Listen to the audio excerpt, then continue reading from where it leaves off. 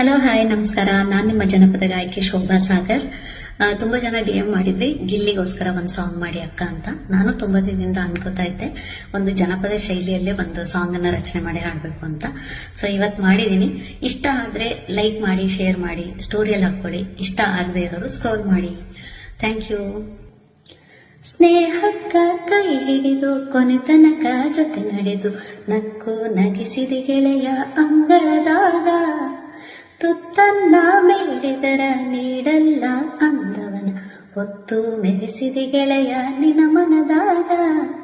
ಹೇಳೋಗಿಲ್ಲಿ ನೀಯಾಗ ಹಿಂಗ big boss ಮನೆಯ comedy king, ಮನೆ ಮನೆಯಲು ಮನ ಮನದಲು ನಿನದಾಗುಂಗ.